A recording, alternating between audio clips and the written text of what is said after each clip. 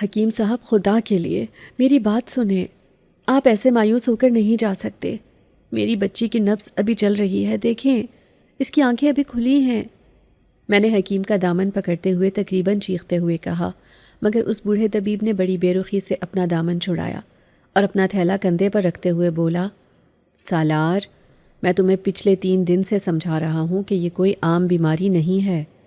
تم دیکھ نہیں رہے کہ اس کا جسم گوشت پوست کا نہیں بلکہ کسی نیلی برفانی چٹان کا حصہ لگتا ہے، اور اب یہ نیلاہٹ اس کے گلے تک پہنچ چکی ہے، اور جب یہ زہر اس کے دل تک پہنچے گا تو موت یقینی ہے۔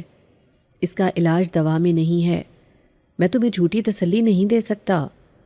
حکیم کے یہ الفاظ میرے کانوں میں پگھلے ہوئے سیسے کی طرح اترے، اور میں وہیں کچی زمین پر گھٹنوں کے بل بیٹھ گیا، جبکہ سامنے چارپائی پر میری 10 سالہ بیٹی مناہل بے حس و حرکت پڑی تھی۔ اس کا معصوم چہرہ اب نیلے رنگ کی لہروں کی زد میں تھا، اور وہ بڑی مشکل سے سانس لے رہی تھی۔ میرے گھر کی ویرانی اور غربت میرا مذاق اڑا رہی تھی، کیونکہ میں ایک معمولی لکڑہارا تھا جو دن بھر جنگل سے لکڑیاں کاٹ کر شہر بیچتا تھا اور بمشکل 2 وقت کی روٹی پوری کرتا تھا۔ مگر جب سے میری بیوی کا انتقال ہوا تھا، مناہل ہی میری کل کائنات تھی، اور اب یہ کائنات میرے سامنے دم توڑ رہی تھی۔ حکیم جا چکا تھا اور کمرے میں صرف میں اور مناہل کی اکھڑتی ہوئی سانسوں کی آواز تھی۔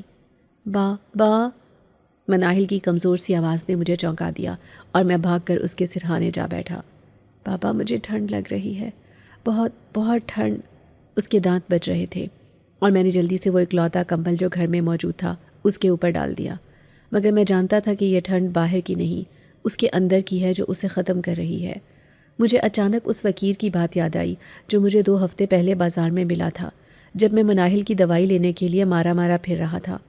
اس فقیر کی آنکھیں سفید تھیں، اور اس نے میرا ہاتھ تھام کر کہا تھا کہ اے لکڑہارے، تیری بیٹی پر سایہ ہے، اور یہ سایہ دوا سے نہیں جائے گا۔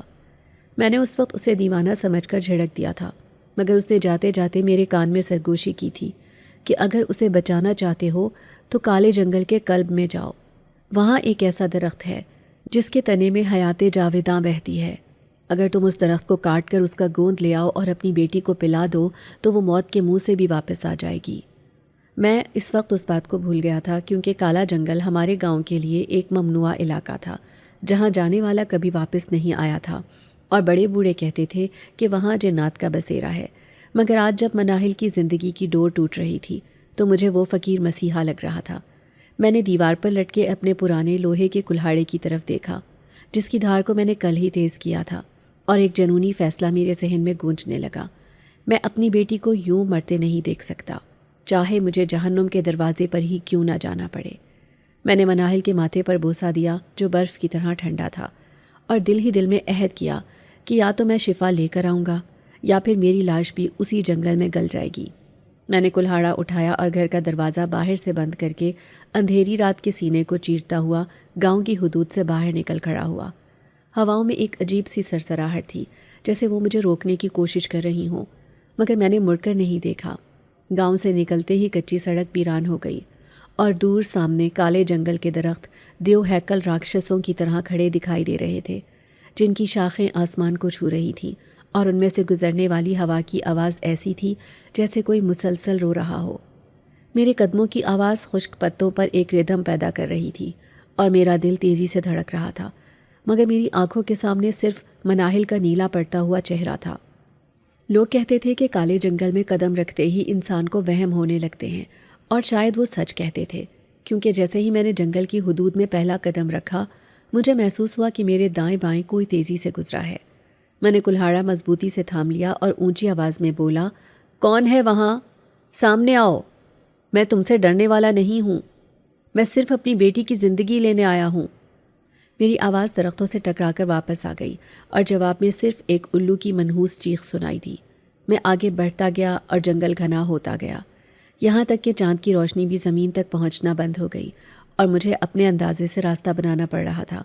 کانٹے دار جھاڑیاں میرے کپڑوں کو پھاڑ رہی تھیں اور میرے جسم پر خراشیں ڈال رہی تھیں، مگر مجھے درد کا احساس نہیں تھا، کیونکہ مجھے وہ درخت تلاش کرنا تھا جس کی نشانی اس فقیر نے بتائی تھی کہ وہ درخت انسانی شکل جیسا ہوگا اور اس کے پتے سرخ رنگ کے ہوں گے۔ گھنٹوں کے سفر کے بعد جب میرے پیر جواب دینے لگے تو اچانک مجھے سامنے ایک عجیب سی سرخ روشنی دکھائی دی۔ جو دھند میں لپٹی ہوئی تھی۔ میں اس روشنی کی طرف کھینچا چلا گیا اور جب میں قریب پہنچا تو میرے رونگٹے کھڑے ہو گئے۔ میرے سامنے ایک وسیع میدان تھا جس کے بیچوں بیچ ایک بہت بڑا اور قدیم درخت موجود تھا، جس کی شاخیں واقعی انسانی بازوؤں کی طرح پھیلی ہوئی تھیں اور اس کا تنا کسی بوڑھے انسان کے جھریوں زدہ چہرے کی طرح لگ رہا تھا۔ اور سب سے خوفناک بات یہ تھی کہ اس کے پتے گہرے سرخ رنگ کے تھے، جو اندھیرے میں یوں چمک رہے تھے جیسے ان میں خون گردش کر رہا ہو۔ میں سمجھ گیا کہ یہی وہ درخت ہے جس کا ذکر فقیر نے کیا تھا۔ میں کانپتے قدموں سے اس درخت کے قریب گیا تو مجھے اس کے اندر سے دھڑکن کی آواز سنائی دی، دھک دھک دھک دھک۔ یہ آواز اتنی واضح تھی کہ مجھے لگا جیسے میں کسی زندہ مخلوق کے سینے پر کھڑا ہوں۔ میرے ضمیر نے مجھے ملامت کی کہ سالار، یہ قدرت کے خلاف ہے، تم ایک زندہ چیز کو کیسے کاٹ سکتے ہو؟ مگر پھر مجھے مناہل کی اکھڑی ہوئی سانسیں یاد آئیں اور میں نے تمام جذبات کو کچل دیا۔ مجھے صرف وہ گوند چاہیے تھا، وہ آب حیات چاہیے تھا جو میری بیٹی کو بچا سکے۔ میں نے کلہاڑے کو دونوں ہاتھوں میں مضبوطی سے تھاما اور پوری طاقت کے ساتھ درخت کے تنے پر وار کر دیا۔ کلہاڑے کی دھاڑ لکڑی میں پیوست ہو گئی، مگر اگلے ہی لمحے جو ہوا اس نے میرے پیروں تلے سے زمین نکال دی۔ درخت سے لکڑی کے ٹکڑے نہیں اڑے، بلکہ وہاں سے گرم گرم سرخ خون کا فوارہ پھوٹ پڑا اور درخت کے اندر سے کسی کے دردناک چیخنے کی آواز آئی۔ یہ آواز کسی جانور کی نہیں تھی، بلکہ یہ سینکڑوں بچوں کے رونے کی ملی جلی آواز تھی جو میرے کانوں کے پردے پھاڑنے لگی۔ کیوں مارتے ہو؟ درد ہوتا ہے، بچاؤ! یہ آوازیں فضا میں گونجنے لگی۔ میں خوف سے پیچھے ہٹا اور میرا کلہاڑا وہیں درخت میں پھنسا رہ گیا۔ میرے ہاتھوں پر اس درخت کا خون لگا ہوا تھا جو کہ بالکل انسانی خون جیسا تھا اور اس کی بو بھی ویسی ہی تھی۔ میں ایک لکڑہارا ضرور تھا مگر میں کسائی نہیں تھا۔ میں نے آج تک ہرے درخت کو بھی نہیں کاٹا تھا، تو اس زندہ اور بولتے ہوئے وجود کو کیسے قتل کر سکتا تھا؟ میری ٹانگیں کانپ رہی تھیں اور میں نے سوچا کہ چاہے میری بیٹی مر جائے، میں یہ گناہ نہیں کر سکتا۔ میں کسی کی جان لے کر اپنی بیٹی کو زندگی نہیں دے سکتا۔ میں نے کانوں پر ہاتھ رکھ لیے تاکہ وہ چیخیں نہ سن سکوں، اور میں نے فیصلہ کیا کہ میں واپس چلا جاؤں گا۔ میں نے کلہاڑا نکالنے کے لیے ہاتھ بڑھایا ہی تھا کہ اچانک درخت کا تنا زوردار دھماکے سے پھٹا اور لکڑی کے ریشے دائیں بائیں بکھر گئے۔ ایک تیز سفید روشنی نے میری آنکھوں کو چندھیا دیا اور میں لڑکھڑا کر زمین پر گر پڑا۔ جب روشنی کچھ کم ہوئی اور میری نظریں بحال ہوئیں تو میں نے دیکھا کہ جہاں کلہاڑا لگا تھا وہاں درخت کے اندر ایک خلا بن گیا ہے اور اس خلا سے ایک لڑکی باہر نکل رہی ہے۔ وہ کوئی عام لڑکی نہیں تھی۔ اس کا حسن ایسا تھا کہ آنکھ ٹھہرتی نہیں تھی۔ اس کے لمبے سیاہ بال زمین کو چھو رہے تھے اور اس کا لباس سوکھے پتوں اور عجیب و غریب بیلوں سے بنا ہوا تھا، مگر اس کی وہ آنکھیں اتنی گہری اور اداس تھیں جیسے صدیوں کا غم ان میں قید ہو۔ وہ آہستہ آہستہ چلتی ہوئی میرے قریب آئی اور اس کے پیر زمین سے کچھ انچ اوپر تھے۔ میں خوفزدہ ہو کر پیچھے کھسکنے لگا کیونکہ مجھے یقین ہو گیا تھا کہ یہ کوئی چڑیل یا بلا ہے جو اب میری جان لے لے گی۔ اس نے میرے قریب آ کر جھک کر مجھے دیکھا اور اس کے چہرے پر ایک عجیب سی مسکراہٹ ابھری جس میں تشکر بھی تھا اور ایک انجانی وحشت بھی۔ اے انسان! اس کی آواز شہد اور زہر کا ملاپ تھی جو سیدھی میرے دل میں اتر گئی۔ تم نے مجھے مارا نہیں، حالانکہ تم مار سکتے تھے۔ تمہارا کلہاڑا میری شہ رگ کے بالکل قریب تھا۔ اگر تم ایک وار اور کرتے تو میں ہمیشہ کے لیے ختم ہو جاتی، مگر تم رک گئے۔ تمہاری اس نیکی نے مجھے متاثر کیا ہے، اور تمہاری آنکھوں میں جو خوف ہے وہ اپنی ذات کے لیے نہیں بلکہ کسی اور کے لیے ہے۔ میں جانتی ہوں تم کیوں آئے ہو، میں تمہارے دل کا حال پڑھ سکتی ہوں سالار۔ اس نے میرا نام لیا تو میرا دل اچھل کر حلق میں آ گیا کہ اسے میرا نام کیسے معلوم ہے۔ میں تمہاری بیٹی مناہل کو بچا سکتی ہوں۔ اس نے اپنا ہاتھ میری طرف بڑھایا اور اس کی ہتھیلی پر ایک سبز رنگ کی روشنی ٹمٹمانے لگی۔ میرے پاس وہ شفا ہے جس کی تلاش میں تم موت کے منہ میں چلے آئے ہو، لیکن میری ایک شرط ہے۔ وہ خاموش ہو گئی اور جنگل کا سناٹا اور بھی گہرا ہو گیا، جیسے درخت بھی اس کی بات سننے کے لیے سانس روک کر کھڑے ہوں۔ میں ایک باغی جنزادی ہوں۔ میرے قبیلے نے مجھے صدیوں پہلے اس درخت میں قید کر دیا تھا کیونکہ میں نے ان کے قوانین توڑے تھے۔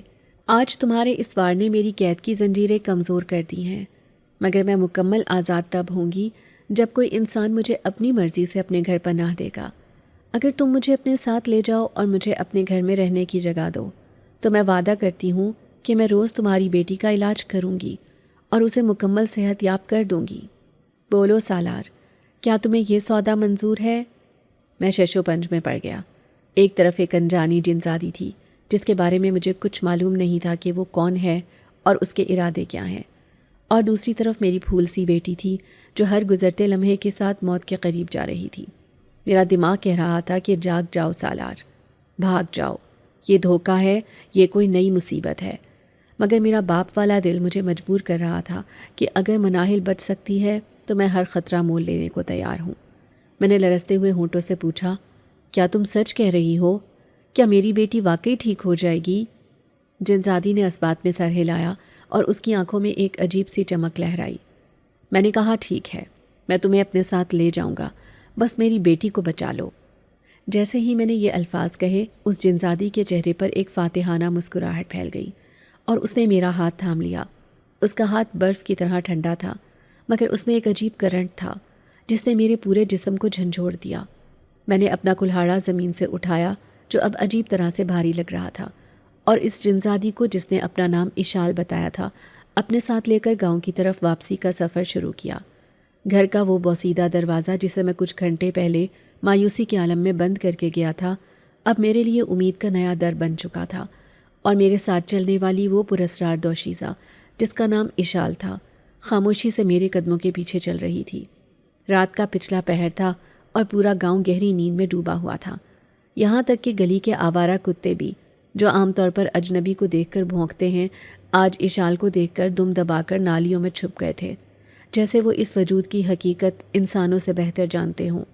میں نے کانپتے ہاتھوں سے تالا کھولا اور اسے اندر آنے کا اشارہ کیا تو وہ دہلیز پار کرتے ہوئے ایک لمحے کو رکی، اور اس نے گہرا سانس لیا جیسے وہ اس گھر کی فضا کو اپنے اندر اتار رہی ہو، اور پھر اس کے لبوں پر وہی مسکراہٹ آ گئی جو معصوم بھی تھی اور کسی گہرے راز کی امین بھی۔ ہم سیدھے اس کمرے میں گئے جہاں مناہل اسی حالت میں پڑی تھی، اور اس کا نیلا پڑتا جسم لالٹین کی مدھم روشنی میں اور بھی خوفناک لگ رہا تھا۔ اشال نے آگے بڑھ کر مناہل کے چہرے کو غور سے دیکھا اور پھر میری طرف مڑ کر بولی، سالار، کمرے سے باہر چلے جاؤ، کیونکہ میرا علاج انسانوں کی سمجھ سے بالا ہے اور میں نہیں چاہتی کہ تم ڈر جاؤ۔ میں نے کچھ کہنا چاہا، مگر اس کی آنکھوں میں ایسا حکم تھا کہ میرے لب سل گئے اور میں خاموشی سے کمرے سے باہر صحن میں آ کر بیٹھ گیا۔ میرا دل زور زور سے دھڑک رہا تھا اور کان دروازے کی طرف لگے ہوئے تھے کہ اندر کیا ہو رہا ہے، مگر سوائے ایک دھیمی سی گنگناہٹ کی کوئی آواز نہیں آ رہی تھی۔ یہ گنگناہٹ کسی انجانی زبان میں تھی جو سننے میں لوری جیسی لگتی تھی، مگر اس میں ایک عجیب سی تھرتھراہٹ تھی جو میرے دل میں وسوسے پیدا کر رہی تھی۔ تقریباً آدھے گھنٹے بعد دروازہ کھلا اور اشال باہر آئی۔ اس کا چہرہ پسینے سے شرابور تھا اور وہ تھکی ہوئی لگ رہی تھی، مگر اس نے مسکرا کر کہا، جاؤ، اپنی بیٹی کو دیکھ لو۔ میں بھاگ کر اندر گیا تو منظر دیکھ کر میرے آنسو نکل آئے۔ مناہل کی سانسیں بحال ہو چکی تھیں اور اس کے چہرے کی وہ مردہ نیلاہٹ کم ہو کر ہلکی پڑ گئی تھی۔ اس نے آنکھیں کھول کر مجھے دیکھا اور دھیمی آواز میں بولی، بابا، مجھے بھوک لگی ہے۔ یہ جملہ میرے لیے دنیا کی سب سے بڑی خوشخبری تھی، کیونکہ پچھلے ایک ہفتے سے اس نے کچھ نہیں کھایا تھا۔ اگلے چند دن میرے لیے کسی خواب سے کم نہیں تھے، کیونکہ میرے گھر کا نقشہ ہی بدل گیا تھا۔ اشال نے نہ صرف مناہل کی ذمہ داری سنبھال لی تھی، بلکہ وہ گھر کے ہر کام میں میرا ہاتھ بٹانے لگی تھی۔ وہ صبح سویرے اٹھتی، گھر کی صفائی کرتی اور نہ جانے کہاں سے ایسے خوش ذائقہ کھانے بنا کر لاتی جو ہم نے کبھی خواب میں بھی نہیں دیکھے تھے، اور جب میں پوچھتا تو ہنس کر ڈال دیتی کہ یہ جنگل کی جڑی بوٹیوں کا کمال ہے۔ گاؤں والے حیران تھے کہ سالار کی بیٹی اچانک کیسے ٹھیک ہونے لگی، اور یہ خوبصورت لڑکی کون ہے جو میرے گھر میں رہ رہی ہے، مگر میں نے سب کو یہی بتایا کہ یہ میری دور کی رشتہ دار ہے جو شہر سے مناہل کی تیمارداری کے لیے آئی ہے۔ اشال کا رویہ میرے ساتھ انتہائی نرم اور خدمت گزار بیوی جیسا تھا، حالانکہ ہمارے درمیان ایسا کوئی رشتہ نہیں تھا، مگر اس کی موجودگی نے میرے ویران دل میں عجیب سی ہلچل مچا دی تھی۔ میں جو برسوں سے تنہائی کا شکار تھا، اب مجھے گھر لوٹنے کی جلدی ہوتی تھی تاکہ میں اشال کو دیکھ سکوں اور اس کی وہ باتیں سن سکوں جو وہ اکثر جنگل اور ستاروں کے بارے میں کرتی تھی۔ وہ مناہل کو کہانیاں سناتی، اور مناہل جو اپنی ماں کو بھول چکی تھی اب ہر وقت اشال باجی کرتی رہتی۔ میں اکثر صحن میں بیٹھا حقہ پیتے ہوئے اسے دیکھتا تو سوچتا کہ شاید خدا نے اس جنزادی کی شکل میں میرے لیے رحمت بھیجی ہے، اور وہ جنگل میں ہوا وہ میرا وہم تھا۔ مگر کبھی کبھی جب وہ میری طرف دیکھتی تو مجھے اس کی آنکھوں کے پیچھے ایک بہت پرانا اور تاریک سایہ لہراتا ہوا محسوس ہوتا، جسے میں نظر انداز کر دیتا تھا، کیونکہ محبت اور احسان مندی نے میری آنکھوں پر پٹی باندھ دی تھی۔ مجھے اس بات کا احساس ہی نہیں ہوا کہ یہ سکون طوفان سے پہلے کی خاموشی نہیں بلکہ طوفان کی تیاری ہے۔ ایک رات گرمی کی وجہ سے میری آنکھ کھل گئی اور مجھے شدید پیاس محسوس ہوئی، تو میں اٹھ کر پانی پینے کے لیے مٹکے کی طرف گیا، مگر میری نظر مناہل کے بستر کی طرف گئی تو وہاں کا منظر دیکھ کر میرے پیروں تلے سے زمین نکل گئی اور میرے حلق میں چیخ پھنس کر رہ گئی۔ کمرے میں اندھیرا تھا، مگر مناہل کے جسم سے ایک مدھم سی روشنی نکل رہی تھی اور اشال اس کے بالکل قریب بیٹھی تھی، بلکہ اس کے چہرے کے اوپر جھکی ہوئی تھی۔ مناہل کا منہ کھلا ہوا تھا اور اس کے حلق سے گاڑھا سفید دھواں نکل رہا تھا، جو سانپ کی طرح بل کھاتا ہوا سیدھا اشال کے منہ میں جا رہا تھا۔ اشال کی آنکھیں بند تھیں اور وہ کسی نشے کی حالت میں لگ رہی تھی، جیسے وہ اس دھوئیں کو پی رہی ہو۔ میں نے خوف کے مارے زور سے آواز دی، اشال، یہ کیا کر رہی ہو؟ میری آواز سنتے ہی اشال بری طرح چونکی اور وہ دھواں ایک دم غائب ہو گیا۔ وہ ہڑبڑا کر میری طرف مڑی تو میں اسے دیکھ کر دنگ رہ گیا۔ اس کا وہ گلاب جیسا رنگ زرد پڑ چکا تھا اور اس کی آنکھوں کے نیچے گہرے سیاہ حلقے پڑ چکے تھے اور وہ کانپ رہی تھی۔ میں غصے اور خوف کے عالم میں اس کی طرف لپکا اور اس کا بازو پکڑ کر جھنجھوڑا۔ بتاؤ، تم میری بچی کے ساتھ کیا کر رہی تھی؟ کیا تم جادوگرنی ہو جو اس کی جان نکال رہی تھی؟ میرا شک یقین میں بدلنے لگا تھا کہ میں نے ایک بلا کو گھر میں پناہ دے دی ہے۔ اشال کی آنکھوں میں آنسو آ گئے اور وہ کمزور آواز میں بولی، سالار، تم کتنا غلط سوچتے ہو۔ میں نے تو تم سے وعدہ کیا تھا کہ میں اسے بچاؤں گی۔ یہ سفید دھواں اس کی بیماری ہے، اس کے اندر کا زہر ہے جسے میں اپنے اندر اتار رہی ہوں تاکہ یہ پاک ہو جائے۔ دیکھو میرا کیا حال ہو گیا ہے۔ اس زہر نے میری خوبصورتی چھین لی اور تم مجھے ہی قصوروار ٹھہرا رہے ہو۔ اس کی بات سن کر اور اس کی حالت دیکھ کر مجھے شدید شرمندگی ہوئی، کیونکہ واقعی وہ بہت بیمار لگ رہی تھی، جبکہ مناہل سکون سے سو رہی تھی اور اس کے چہرے پر سرخی آ چکی تھی۔ میں اپنے گھٹنوں پر بیٹھ گیا اور اس سے معافی مانگنے لگا کہ مجھے معاف کر دو اشال، میں ڈر گیا تھا۔ اس نے اپنے لرزتے ہاتھوں سے میرے چہرے کو چھوا اور بولی، کوئی بات نہیں سالار، باپ کا دل ایسا ہی ہوتا ہے، شک کر ہی لیتا ہے، مگر یاد رکھنا میں اپنی جان دے دوں گی مگر مناہل پر آنچ نہیں آنے دوں گی۔ اس رات کے بعد میری نظر میں اس کا مقام دیوی جیسا ہو گیا کہ وہ میری خاطر اپنی جان گھلا رہی ہے اور میں پاگل اس پر شک کر رہا تھا۔ مگر اس واقعے کے بعد ایک اور عجیب سلسلہ شروع ہوا جس نے مجھے پھر سے پریشان کر دیا۔ میرا وہ پرانا کلہڑا جسے میں نے برسوں سے استعمال کیا تھا اور جس سے میں نے اس ممنوعہ درخت پر وار کیا تھا، اب عجیب حرکتیں کرنے لگا تھا۔ میں جب بھی لکڑیاں کاٹنے کے لیے اسے اٹھاتا، مجھے لگتا جیسے وہ میرے ہاتھ سے پھسلنے کی کوشش کر رہا ہے۔ پہلے تو مجھے لگا کہ شاید اس کا دستہ ڈھیلا ہو گیا ہے۔ میں نے اسے دوبارہ کس کر باندھا، مگر بات کچھ اور تھی۔ جب بھی اشال میرے قریب آتی یا صحن سے گزرتی، میرا کلہاڑا جو دیوار کے ساتھ لٹکا ہوتا خود بخود نیچے گر جاتا اور گرنے کی آواز اتنی شدید ہوتی جیسے وہ غصے میں ہو۔ ایک بار تو حد ہو گئی جب اشال میرے پاس بیٹھی میرے ہاتھ پر مرہم لگا رہی تھی، کیونکہ لکڑی کاٹتے ہوئے مجھے چوٹ لگ گئی تھی، تو اچانک کونے میں رکھا کلہاڑا گرا اور پھسلتا ہوا سیدھا اشال کے پیروں کے پاس آ کر رکا۔ اشال ایک دم اچھل کر دور ہٹ گئی اور اس کی آنکھوں میں نے پہلی بار خوف دیکھا۔ اس نے کانپتی ہوئی انگلی سے کلہاڑے کی طرف اشارہ کیا اور بولی، سالار، اس منحوس لوہے کو گھر سے باہر پھینک دو، یہ مجھے چبھتا ہے۔ میں نے حیرانی سے اسے دیکھا اور کلہاڑے کو اٹھایا تو مجھے ایک لمحے کے لیے محسوس ہوا جیسے کلہاڑے کے اندر سے کوئی بہت دھیمی سی سرگوشی آئی ہو۔ مت مت۔ میں نے اپنے کان جھٹکے کہ شاید میرا وہم ہے یا ہوا کی آواز ہے، مگر میرے دل میں ایک عجیب سی بے چینی بیٹھ گئی کہ بے جان لوہا کیسے بول سکتا ہے۔ ابھی میں ان الجھنوں میں ہی گرفتار تھا کہ گاؤں میں ایک کوہرام مچ گیا جس نے سب کی نیندیں اڑا دیں۔ پچھلے 2 دنوں سے گاؤں کے مویشی عجیب طریقے سے مر رہے تھے۔ لوگوں کی بھیڑ بکریاں صبح باڑوں میں مردہ پائی جاتی، مگر حیرت کی بات یہ تھی کہ ان کے جسم پر زخم کا کوئی نشان نہیں ہوتا، سوائے گردن کے پاس 2 باریک سوراخوں کے، اور ان کے جسم سے خون کا ایک قطرہ بھی نہیں نکلتا تھا، جیسے کسی نے نچوڑ لیا ہو۔ گاؤں کے چوپال میں خوف کا راج تھا اور مولوی صاحب کہہ رہے تھے کہ گاؤں پر کسی آسیبی بلا کا سایہ پڑ گیا ہے اور ہمیں راتوں کو پہرا دینا ہوگا۔ اسی دوران ایک اور دل دہلا دینے والی خبر آئی کہ کمہار کا چھوٹا بچہ جو شام کو باہر کھیل رہا تھا غائب ہو گیا ہے اور اس کا کوئی سراغ نہیں مل رہا۔ میں جب یہ خبریں سن کر گھر واپس آیا تو میرے چہرے پر ہوائیاں اڑ رہی تھیں، کیونکہ مجھے فقیر کی وہ بات یاد آ رہی تھی کہ کالے جنگل سے آنے والی چیز کبھی اکیلی نہیں آتی۔ میں نے گھر آ کر اشال سے اس بارے میں بات کی تو وہ بہت اطمینان سے سبزی کاٹ رہی تھی۔ اس نے میری بات سن کر چھری رکھ دی اور میرے پاس آ کر بڑے پیار سے بولی، سالار تم کیوں پریشان ہوتے ہو؟ گاؤں میں جنگلی جانور آ جاتے ہیں اور بچے تو اکثر راستہ بھول جاتے ہیں۔ تم وہمی ہو گئے ہو۔ ہمارے گھر کے گرد میں نے حصار کھینچ دیا ہے، یہاں کوئی بلا نہیں آ سکتی۔ اس کی باتوں میں اتنا یقین تھا کہ میں خاموش ہو گیا، مگر ایک بات جو مجھے کھٹک رہی تھی وہ یہ تھی کہ پچھلے 2 دنوں سے اشال کی صحت واپس لوٹ آئی تھی۔ وہ زردی جو اس رات مناہل کا مرض لینے سے اس کے چہرے پر آئی تھی اب غائب ہو چکی تھی، اور اس کے گالوں پر پھر سے ویسی ہی سرخ اور تر و تازہ لالی تھی جیسے اس نے کوئی مقوی غذا کھائی ہو۔ میں نے پوچھا کہ تم اتنی جلدی ٹھیک کیسے ہو گئی؟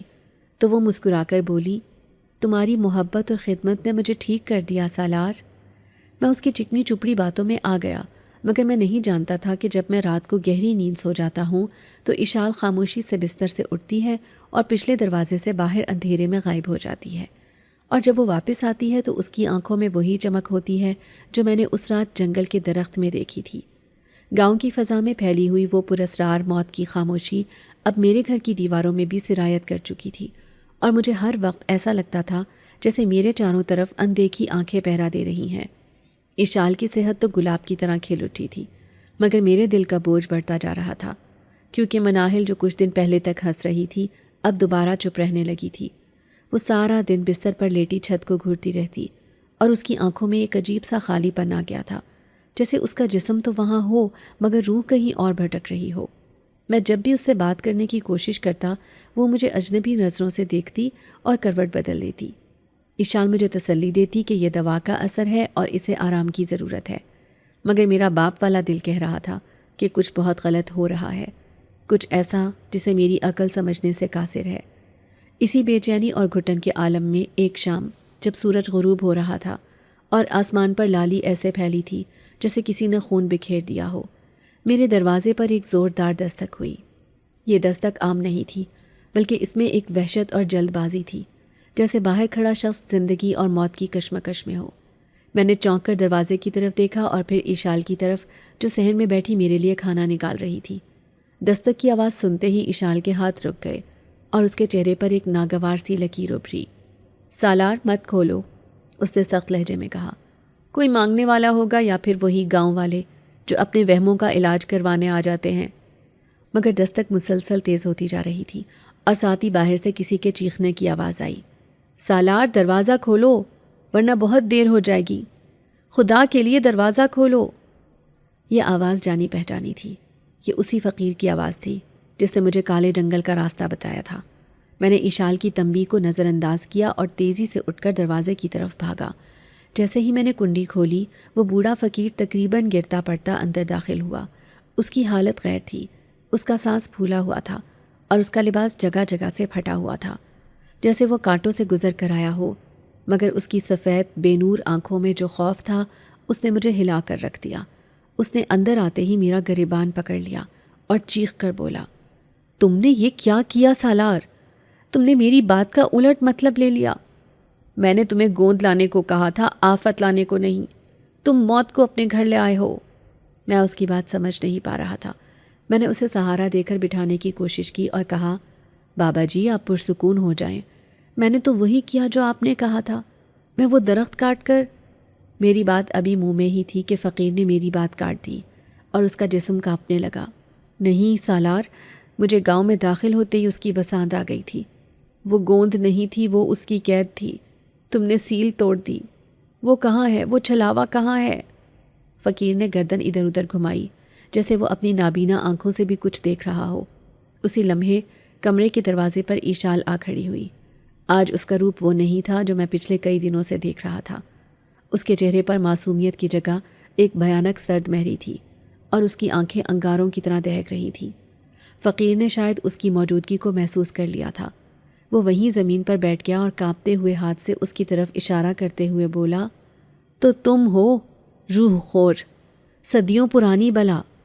میں نے سوچا تھا کہ تم مر چکی ہوگی، مگر تم نے اس معصوم انسان کو استعمال کیا۔ تم دھوکے باز ہو۔ اشال کے ہونٹوں پر ایک زہریلی مسکراہٹ پھیل گئی اور وہ آہستہ آہستہ چلتی ہوئی فقیر کی طرف بڑھی۔ اس کی چال میں اب انسانی لچک نہیں تھی، بلکہ ایک شکاری درندے جیسی خاموش آہٹ تھی۔ اس نے بڑی نرمی سے کہا، اے بوڑھے انسان، تم ہی تو وہ ہو جس نے اسے راستہ دکھایا۔ اگر تم اسے نہ بتاتے تو میں اب تک اس درخت کی تاریک کوکھ میں سڑ رہی ہوتی۔ تم میرے محسن ہو اور دیکھو تم میرے مہمان کے ساتھ کیسی بدتمیزی کر رہے ہو۔ سالار یہ بوڑھا پاگل ہو گیا ہے، اسے باہر نکال دو۔ فقیر نے اچانک اپنی جیب سے کچھ دانے نکالے اور اشال کی طرف پھینکے اور کچھ پڑھ کر پھونکا۔ ایک تیز روشنی ہوئی اور اشال کو جیسے ایک جھٹکا لگا۔ وہ پیچھے ہٹی اور اس کے منہ سے ایک غیر انسانی غراہٹ نکلی۔ بس بہت ہو گیا۔ اشال کی آواز اب بدل چکی تھی، وہ بھاری اور گونجدار ہو گئی تھی۔ اب ناٹک ختم، میں تھک گئی ہوں تم حقیر کیڑوں کی نیکی اور بدی کے بھاشن سن سن کر۔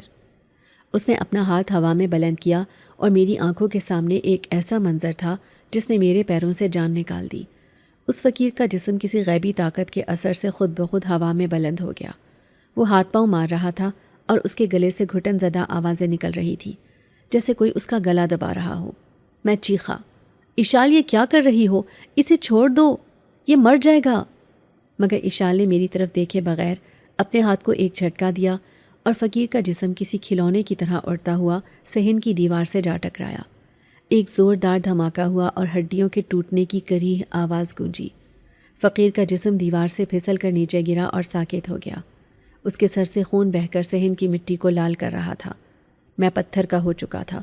میرا دماغ معوف ہو گیا تھا کہ یہ وہ نرم دل لڑکی ہے جو میری بیٹی کے سر پر پٹیاں رکھتی تھی۔ اشال نے ایک لمبا سانس لیا، جیسے اسے کوئی بہت بڑا سکون ملا ہو، اور مڑ کر میری طرف دیکھا۔ اس کی آنکھوں میں اب انسانی پتلی نہیں تھی بلکہ مکمل سیاہی تھی۔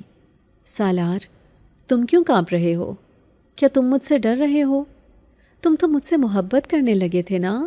اس نے کہا لگایا جو میری رونگٹے کھڑے کر گیا۔ ہاں سالار، مجھے زندہ رہنے کے لیے انسانی روحوں کی ضرورت ہوتی ہے۔ وہ درخت میری قید نہیں تھی، وہ میرا تابوت تھا جسے میرے اپنے قبیلے نے میرے لیے چنا تھا، کیونکہ میں نے ان کے بچوں کو کھایا تھا۔ اور تمہاری بیٹی، اس نے منہ بنا کر کہا، اس کی روح بہت پاکیزہ تھی، بالکل مکھن جیسی۔ میں اسے ایک دم نہیں کھانا چاہتی تھی، اسی لیے میں روز تھوڑا تھوڑا کر کے اسے پی رہی ہوں۔ وہ جو تم دھواں دیکھتے تھے وہ بیماری نہیں تھی، وہ اس کی زندگی تھی، اس کی روح کا جوہر تھا جسے میں چوس رہی تھی تاکہ میں اپنی طاقت بحال کر سکوں۔ دیکھو اب میں کتنی طاقتور ہو گئی ہوں۔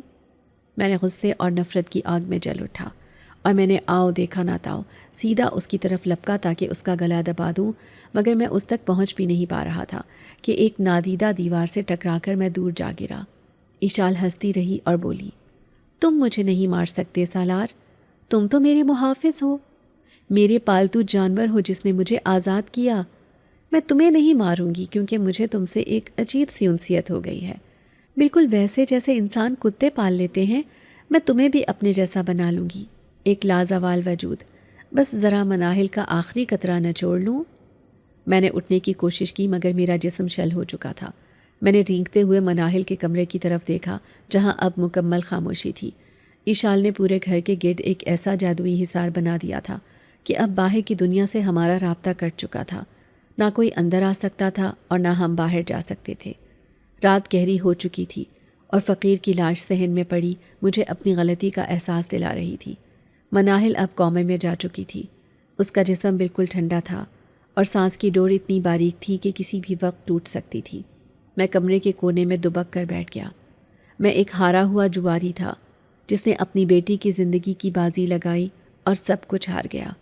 اشال اب اپنے اصلی روپ میں گھر میں دندناتی پھر رہی تھی۔ وہ کبھی چھت سے لٹک جاتی اور کبھی زمین پر رینگتی۔ اس کا انسانی لبادہ اتر رہا تھا اور اس کے جسم سے بھیانک کانٹے اور تراشے نکل رہے تھے۔ مجھے اپنی موت سامنے نظر آ رہی تھی، مگر موت سے زیادہ مجھے اپنی بیٹی کی فکر تھی جو میرے گناہوں کی سزا بھگت رہی تھی۔ میں نے اپنی آنکھیں بند کر لیں اور خدا سے معافی مانگنے لگا کہ اے مالک مجھے ہمت دے کہ میں اس بلا کا خاتمہ کر سکوں۔ اسی مایوسی کے عالم میں میری نظر دیوار پر لٹکتے اس پرانے کلہاڑے پر پڑی۔ وہی کلہاڑا جو پچھلے کئی دنوں سے مجھے اشارے کر رہا تھا اور جسے میں نے پاگل پن سمجھ کر نظر انداز کر دیا تھا۔ کلہاڑے میں ایک ہلکی سی لرزش تھی۔ وہ لوہے کا ٹکڑا اپنی جگہ پر ہل رہا تھا، حالانکہ کمرے میں کوئی ہوا نہیں تھی۔ میں بے اختیار اس کی طرف کھنچا چلا گیا۔ جیسے ہی میں نے اپنا ہاتھ اس کے ٹھنڈے دستے پر رکھا، میرے دماغ میں ایک زوردار جھٹکا لگا اور ایک بھاری مردانہ آواز میرے ذہن میں گونجی، آخر کار سالار، آخر کار تم نے میری پکار سن لی۔ میں ڈر کر پیچھے ہٹنے لگا، مگر کلہاڑے نے میرا ہاتھ جکڑ لیا تھا، جیسے وہ میرے ہاتھ کا حصہ بن چکا ہو۔ ڈرو مت سالار، آواز کلہاڑے کے اندر سے آ رہی تھی۔ میں تمہارا دشمن نہیں ہوں، میں بھی اسی کا شکار ہوں جس کے تم ہو۔ میں وہ بد نصیب عاشق ہوں جسے اس چڑیل نے ہزاروں سال پہلے دھوکہ دیا تھا۔ میں ایک جنگجو تھا اور یہ میرے عشق کا ڈرامہ رچا کر مجھے اس جنگل میں لے گئی تھی۔ اس نے میرا دل نکال کر کھا لیا تھا اور میری تڑپتی ہوئی روح کو اس نے مذاق کے طور پر اس کلہاڑے میں قید کر دیا تھا تاکہ میں ہمیشہ اس کے ظلم کا تماشا دیکھ سکوں۔ صدیوں سے میں ایک ہاتھ سے دوسرے ہاتھ میں بکتا رہا، مگر آج اس نے غلطی کر دی۔ اس نے مجھے پہچانا نہیں، کیونکہ اب میں صرف زنگ آلود لوہا نہیں ہوں، میرے اندر انتقام کی آگ ہے۔ میں حیرت سے آنکھیں پھاڑے کلہاڑے کو گھور رہا تھا۔ کیا میں پاگل ہو گیا ہوں یا واقعی یہ کلہاڑا بول رہا ہے؟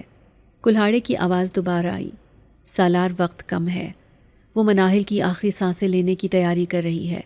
اگر تم نے ابھی کچھ نہ کیا تو وہ بچی ہمیشہ کے لیے ختم ہو جائے گی اور پھر ایشال کو کوئی طاقت نہیں روک سکے گی۔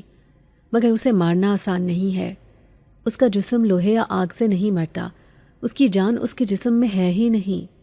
میں نے ذہن میں سوچا کہ پھر میں کیا کروں؟ کلہاڑے نے جواب دیا، تمہیں اداکاری کرنی ہوگی سالار، تمہیں وہی کرنا ہوگا جو اس نے میرے ساتھ کیا تھا، دھوکہ، محبت کا جھوٹا ناٹک۔ اس کے دل تک پہنچنے کا واحد راستہ یہ ہے کہ وہ خود تمہیں اپنے قریب آنے دے۔ وہ تمہیں اپنا غلام بنانا چاہتی ہے نا، تو بن جاؤ، اس کے سامنے جھک جاؤ، اس کی انا کو تسکین دو، اور جب وہ اپنی طاقت منتقل کرنے کے لیے اپنے دفاع سے غافل ہو، تب میں تمہیں بتاؤں گا کہ تمہیں وار کہاں کرنا ہے۔ یاد رکھو سالار، ایک غلطی اور ہم سب مارے جائیں گے۔ کیا تم تیار ہو؟ میرے اندر ایک نئی امید اور ایک نیا جوش جاگ اٹھا۔ میں نے اپنے آنسو پونچھے اور چہرے پر ایک عزم طاری کیا۔ یہ میرے لیے صرف اپنی جان بچانے کا معاملہ نہیں تھا، بلکہ اس کلہاڑے میں قید روح اور اپنی معصوم بیٹی کا بدلہ لینے کا وقت تھا۔ میں نے کلہاڑے کو مضبوطی سے تھاما اور دل ہی دل میں عہد کیا کہ میں زندگی کی بہترین اداکاری کروں گا۔ میں نے کلہاڑا نیچے چھپا دیا اور کمرے سے باہر صحن کی طرف قدم بڑھایا، جہاں ایشال اب مناہل کے بستر کے پاس کھڑی عجیب و غریب منتر پڑھ رہی تھی، اور صحن کا وہ درخت جو اس نے لگایا تھا اب بڑا ہو چکا تھا اور اندھیرے میں جھوم رہا تھا۔ ہواؤں میں چیخیں تھیں اور فضا میں موت کی بو، مگر اب میں ڈر نہیں رہا تھا۔ میں نے ایک گہری سانس لی اور اپنے تھرتھراتے ہوئے وجود پر قابو پانے کی کوشش کی، کیونکہ اب میرے پاس غلطی کی کوئی گنجائش نہیں تھی اور ایک چھوٹی سی چوک میری بیٹی کی موت کا پروانہ بن سکتی تھی۔ کلہاڑے کی وہ سرد اور بھاری آواز اب بھی میرے ذہن کے پردوں پر گونج رہی تھی کہ سالار، اداکاری کرو۔ میں نے کلہاڑے کو اپنی قمیض کے پیچھے چھپایا اور کمرے کی دہلیز پار کر کے صحن میں قدم رکھا، جہاں موت کا رقص جاری تھا۔ ایشال مناہل کے بستر کی سرہانے کھڑی تھی اور اس کے ہاتھ ہوا میں بلند تھے، جن سے نکلنے والی سبز شعاعیں مناہل کے معصوم چہرے پر پڑ رہی تھی، اور وہ بچی درد سے کراہ رہی تھی۔ میرے قدموں کی آہٹ سن کر ایشال نے گردن موڑ کر میری طرف دیکھا، اور اس کی آنکھوں میں وہی وحشت ناک سیاہی تھی جو روحوں کو نگل لینے کی صلاحیت رکھتی تھی۔ اس نے مجھے دیکھتے ہی ایک بھیانک مسکراہٹ سے کہا، آ گئے سالار، آ جاؤ، دیکھو اپنی بیٹی کا آخری دیدار کر لو، کیونکہ اب یہ مکمل طور پر میری خوراک بننے والی ہے، اور اس کے بعد میں اس دنیا پر راج کروں گی۔ میں نے اپنی مٹھیوں کو بھینچا اور اپنے اندر ابلتے ہوئے غصے کو زبردستی روکا، اور پھر میں نے وہ کیا جس کی توقع ایشال کو بالکل نہیں تھی۔ میں دھڑام سے اس کے قدموں میں گر گیا اور گڑ گڑاتے ہوئے بولا، ایشال، مجھے معاف کر دو، میں ڈر گیا تھا، میں کمزور انسان ہوں، میں تم سے لڑ نہیں سکتا۔ میں نے ابھی فقیر کا حشر دیکھا ہے اور میں ویسے نہیں مرنا چاہتا، مجھے اپنی جان پیاری ہے۔ ایشال کے چہرے پر حیرت کے تاثرات ابھرے اور اس نے اپنا جادوئی عمل ایک لمحے کے لیے روک دیا۔ اس نے جھک کر میرے چہرے کو غور سے دیکھا، جیسے وہ میرے جھوٹ کو پکڑنے کی کوشش کر رہی ہو۔ میں نے اپنی آنکھوں میں مصنوعی آنسو بھر کر اس کی طرف دیکھا اور لرزتی آواز میں کہا، ایشان میں تم سے محبت کرتا ہوں۔ تم نے ٹھیک کہا تھا کہ میں تمہارا محافظ ہوں۔ میں بھی طاقتور بننا چاہتا ہوں۔ میں غربت اور کمزوری کی اس زندگی سے تنگ آ چکا ہوں۔ اگر تم مجھے بھی اپنے جیسا بنا لو تو ہم دونوں مل کر اس دنیا پر حکومت کریں گے۔ مجھے مناہل کی پرواہ نہیں ہے، مجھے صرف طاقت چاہیے، لازوال طاقت۔ میرے ان الفاظ نے جیسے ایشال کے غرور کو تسکین پہنچائی تھی۔ اس کی آنکھوں کی سیاہی میں ایک چمک پیدا ہوئی اور اس نے کہا لگایا جو صحن کی دیواروں سے ٹکرایا، واہ سالار، آخر کار تم نے اپنی انسانی فطرت دکھا ہی دی۔ انسان کتنا بھی نیک کیوں نہ بن جائے، لالچ اس کی رگوں میں ہوتا ہے۔ مجھے خوشی ہے کہ تم نے مجھے چن لیا۔ یہ بچی تو ویسے بھی کمزور ہے، اس کی قربانی دے کر ہم دونوں ہمیشہ کے لیے ایک ہو جائیں گے۔ لیکن یاد رکھنا، اگر تم نے دھوکہ دینے کی کوشش کی تو میں تمہاری ہڈیوں کا چورا بنا دوں گی۔ میں نے سر جھکا دیا اور کہا، میں تمہارا غلام رہوں گا ایشال، جو تم کہو گی وہی کروں گا، بس مجھے اپنے رنگ میں رنگ لو۔ ایشال نے اطمینان کا سانس لیا اور مناہل کے بستر سے ہٹ کر صحن کے بیچ میں آ کھڑی ہوئی۔ اس نے اپنی باہیں پھیلائیں اور آنکھیں بند کر کے کچھ منتر پڑھنا شروع کیے تو اچانک ہوا تیز ہو گئی اور صحن میں لگے پودے زور زور سے ہلنے لگے۔ وہ اب مناہل کی بجائے اپنی طاقت مجھے منتقل کرنے کی تیاری کر رہی تھی تاکہ مجھے اپنا ابدی غلام بنا سکے، اور یہی وہ لمحہ تھا جس کا مجھے انتظار تھا۔ کلہاڑی کی آواز میرے دماغ میں پھر سے گونجی، سالار تیار ہو جاؤ، اس کا دھیان بٹ چکا ہے۔ دیکھو وہ صحن کے کونے میں لگا ہوا نیم کا چھوٹا پودا، وہی اس کی جان ہے، وہی اس کا دل ہے۔ اس نے اپنی روح کا اصل مرکز اس پودے کی جڑوں میں چھپا رکھا ہے تاکہ اگر اس کا جسم ختم بھی ہو جائے تو وہ زندہ رہے۔ جب یہ اپنی طاقت تمہاری طرف پھینکے گی اس وقت اس کا دفاعی حصار ٹوٹ جائے گا۔ تمہیں اس پودے کی جڑ پر وار کرنا ہے، سیدھا اور بھرپور وار۔ یاد رکھنا جسم پر وار مت کرنا، وہ دھوکہ ہے۔ میں نے کنکھیوں سے اس نیم کے پودے کی طرف دیکھا جو بظاہر عام سا لگ رہا تھا، مگر غور سے دیکھنے پر مجھے محسوس ہوا کہ اس کے تنے میں سرخ رنگ کی رگیں ابھر رہی ہیں اور زمین کے اندر سے ہلکی ہلکی دھڑکن کی آواز آ رہی تھی۔ ایشال اب مکمل طور پر وجد میں تھی اور اس کا جسم ہوا میں چند فٹ اوپر اٹھ چکا تھا۔ اس کے منہ سے نکلنے والی آوازیں اب خوفناک ہوتی جا رہی تھی اور ایک سیاہ دھواں اس کے جسم سے نکل کر میری طرف بڑھ رہا تھا۔ سالار اب! کلہاڑے نے چیخ کر کہا۔ میں نے بجلی کی تیزی سے اپنی قمیض کے پیچھے سے کلہاڑا نکالا اور ایشال کی طرف بھاگنے کی بجائے پوری طاقت سے صحن کے کونے کی طرف دوڑا۔ ایشال کی آنکھیں ایک دم کھل گئیں اور اسے اپنی غلطی کا احساس ہو گیا۔ وہ بھیانک چیخ مار کر چلائی، نہیں، رک جاؤ کمینے، دھوکے باز! اس نے اپنا ہاتھ میری طرف بڑھایا اور ایک نیلی روشنی کا گولا میری طرف پھینکا۔ وہ گولا میری کمر کو چھو کر گزرا اور مجھے شدید جلن محسوس ہوئی، مگر میں رکا نہیں۔ میں جنون کی کیفیت میں تھا اور میرے کانوں میں صرف کلہاڑے میں قید اس عاشق کی آواز تھی، مارو سالار، ختم کر دو اسے۔ میں نیم کے اس پودے کے پاس پہنچا اور میں نے دونوں ہاتھوں سے کلہاڑا فضا میں بلند کیا۔ ایشال ہوا میں اڑتی ہوئی میری طرف آ رہی تھی اور اس کے ناخن خنجر کی طرح لمبے ہو چکے تھے۔ اس سے پہلے کہ وہ مجھ تک پہنچتی میں نے یا اللہ کہہ کر کلہاڑا پوری قوت سے پودے کی جڑ پر دے مارا۔ لوہا زمین اور لکڑی کو چیرتا ہوا گہرائی میں اتر گیا۔ جیسے ہی کلہاڑا جڑ میں پیوست ہوا، زمین لرز اٹھی اور وہاں سے پانی کے بجائے گاڑھا سیاہ خون ابل پڑا۔ اسی لمحے ایشال جو مجھ سے صرف 2 قدم کے فاصلے پر تھی، ہوا میں ہی رک گئی اور اس کے منہ سے ایسی دلخراش چیخ نکلی جس نے آسمان ہلا دیا۔ یہ چیخ درد کی انتہا تھی۔ اس نے اپنے سینے پر ہاتھ رکھا جیسے کسی نے اس کا دل مٹھی میں بھینچ لیا ہو۔ تم نے مجھے مار دیا۔ ایشال گھٹنوں کے بل زمین پر گری اور اس کا خوبصورت چہرہ بگڑنے لگا۔ اس کی جلد پھٹنے لگی اور اندر سے آگ کے شعلے نکلنے لگے۔ سالار، تم نے بہت بڑی غلطی کی ہے۔ میں مر کر بھی تمہارا پیچھا نہیں چھوڑوں گی۔ میں تمہارا سایہ بن جاؤں گی۔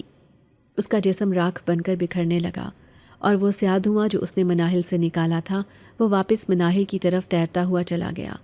صحن میں ایک طوفان برپا تھا، مٹی اڑ رہی تھی اور ایشال کا وجود آہستہ آہستہ کوئلے کی طرح کالا پڑ کر ڈھیر ہوتا جا رہا تھا۔ کلہاڑا اب بھی زمین میں دھسا ہوا تھا اور اس کے دستے سے مجھے ایک سکون کی لہر محسوس ہو رہی تھی۔ شکریہ سالار۔ کلہاڑے سے آنے والی عاشق کی آواز اب دھیمی ہو رہی تھی۔ میرا انتقام پورا ہوا، اب میں آزاد ہوں، مجھے اپنی قید سے رہائی مل گئی۔ خدا حافظ دوست۔ اور پھر کلہاڑا خاموش ہو گیا۔ اس کے اندر موجود وہ قدیم روح فنا کے سفر پر روانہ ہو گئی تھی۔ ادھر اشال کا جسم مکمل طور پر راکھ کا ڈھیر بن چکا تھا اور ہوا کے ایک تیز جھونکے نے اس راکھ کو اڑا کر پورے صحن میں بکھیر دیا۔ وہ جادوئی حصار جو گھر کے گرد قائم تھا ٹوٹ چکا تھا۔ باہر سے کتوں کے بھونکنے کی آوازیں آنے لگی تھیں۔ میں ہانپتا ہوا مناہل کے کمرے کی طرف بھاگا۔ مناہل بستر پر بیٹھی تھی اور حیران پریشان نظروں سے ادھر ادھر دیکھ رہی تھی۔ اس کے چہرے کی رنگت بالکل ٹھیک ہو چکی تھی اور وہ نیلاہٹ جو موت کی علامت تھی اب غائب تھی۔ میں نے دیوانہ وار اسے گلے لگا لیا اور پھوٹ پھوٹ کر رونے لگا۔ مناہل میری بچی، تم ٹھیک ہو؟ میں نے اس کا چہرہ ہاتھوں میں لے کر چوما۔ وہ مجھے پہچان رہی تھی۔ اس کی آنکھوں میں زندگی تھی، مگر جب اس نے بولنے کے لیے منہ کھولا تو اس کے حلق سے کوئی آواز نہیں نکلی۔ وہ بار بار ہونٹ ہلاتی رہی مگر صرف ہوا کی سرسراہٹ سنائی دی۔ اشال جاتے جاتے اس کی آواز چرا لے گئی تھی۔ شاید یہ وہ قیمت تھی جو ہمیں اس جنگ میں ادا کرنی پڑی تھی۔ مناہل زندہ تو تھی مگر اب وہ ہمیشہ کے لیے خاموش ہو چکی تھی۔ میں نے اسے سینے سے لگا لیا اور خدا کا شکر ادا کیا کہ کم از کم وہ میرے پاس زندہ سلامت موجود ہے۔ آواز کا کیا ہے، ہم اشاروں میں بات کر لیں گے۔ صحن میں اب سناٹا تھا۔ فقیر کی لاش اور اشال کی راکھ اس بھیانک رات کی گواہی دے رہی تھی۔ اگلے چند دن گاؤں والوں کے لیے بہت عجیب تھے کیونکہ انہوں نے میرے گھر سے فقیر کی لاش برآمد کی تھی اور میں نے انہیں ایک من گھڑت کہانی سنائی کہ کوئی جنگلی جانور گھر میں گھس آیا تھا جس نے فقیر کو مار دیا اور پھر خود بھاگ گیا۔ گاؤں والے خوفزدہ تو تھے مگر انہوں نے میری بات مان لی کیونکہ مناہل کی حالت اور میری بربادی ان کے سامنے تھی۔ مناہل کی آواز جانے کا دکھ سب کو تھا مگر کوئی حقیقت نہیں جانتا تھا سوائے میرے۔ وقت کا پہیہ چلتا رہا اور زندگی آہستہ آہستہ معمول پر آنے لگی۔ میں نے لکڑیاں کاٹنا چھوڑ دیا تھا کیونکہ اب مجھے درختوں سے ڈر لگتا تھا۔ میں کھیتوں میں مزدوری کرنے لگا تھا اور مناہل گھر پر رہتی تھی۔ وہ خوش تھی، اس نے اپنی خاموشی سے سمجھوتا کر لیا تھا، لیکن میرے ساتھ کچھ عجیب ہو رہا تھا جس کا ذکر میں نے کسی سے نہیں کیا تھا۔ وہ کلہاڑا جسے میں نے اس رات گھر کے پچھواڑے ایک گہرے کنویں میں پھینک دیا تھا تاکہ اس منحوس یادگار سے جان چھوٹ جائے۔ ایک صبح جب میں سو کر اٹھا تو وہ میرے سرہانے رکھا ہوا تھا۔ پہلے مجھے لگا کہ شاید میں اسے پھینکنا بھول گیا تھا یا شاید میں خواب میں چلتا ہوں اور اسے واپس لے آیا ہوں۔ میں نے اسے دوبارہ اٹھایا اور اس بار گاؤں سے میلوں دور لے جا کر دریا میں پھینک آیا، مگر اگلی صبح جب میری آنکھ کھلی تو کلہاڑا پھر میرے بستر کے پاس پڑا تھا اور اس پر پانی کا ایک قطرہ بھی نہیں تھا۔ میرے ہاتھوں کے طوطے اڑ گئے۔ یہ کیسے ممکن ہے؟ میں نے اسے جلانے کی کوشش کی، اسے زمین میں گاڑا مگر ہر بار وہ میرے پاس واپس آ جاتا۔ اور پھر ایک رات جب مکمل خاموشی تھی اور مناہل دوسرے کمرے میں سو رہی تھی، مجھے کلہاڑے سے آواز آئی، مگر یہ وہ مردانہ آواز نہیں تھی جو اس عاشق کی تھی۔ یہ ایک زنانہ آواز تھی، ایک ایسی آواز جسے میں کبھی نہیں بھول سکتا تھا۔ ایک باریک ریشمی اور زہریلی ہنسی میرے کانوں میں گونجی، ہی ہی ہی، سالار تم مجھے ایسے کیسے چھوڑ سکتے ہو؟ میرا خون جم گیا۔ میں نے کپ کپاتے ہاتھوں سے کلہاڑے کو دیکھا۔ کیا وہ واپس آ گئی ہے؟ آواز پھر آئی، ہاں سالار، تم نے میرا جسم مار دیا اور اس احمق عاشق کی روح بھی آزاد ہو گئی، مگر تم بھول گئے کہ روح کو رہنے کے لیے جگہ چاہیے ہوتی ہے۔ جب میرا جسم ختم ہوا تو میرے پاس چھپنے کے لیے سب سے بہترین جگہ یہی خالی کلہاڑا تھا۔ اب یہ میرا گھر ہے اور تم میرے مالک۔ ہم نے وعدہ کیا تھا نا کہ ہم ہمیشہ ساتھ رہیں گے۔ اب میں تمہارے ہر سکھ اور دکھ کی ساتھی ہوں۔ تم جہاں بھی جاؤ گے میں تمہارے ساتھ ہوں گی۔ میں چیخنا چاہتا تھا مگر میری آواز گلے میں پھنس گئی۔ میں اس عذاب سے چھٹکارا پا کر بھی اس میں ہمیشہ کے لیے قید ہو چکا تھا۔ اب میں سمجھا کہ فقیر نے کیوں کہا تھا کہ تم موت کو گھر لے آئے ہو۔ موت کبھی گھر سے واپس نہیں جاتی۔ سالار زندہ رہتا ہے، وہ مناہل کی دیکھ بھال بھی کرتا ہے اور گاؤں والوں کے سامنے مسکراتا بھی ہے، لیکن گاؤں والے کہتے ہیں کہ سالار اب کچھ بدل گیا ہے۔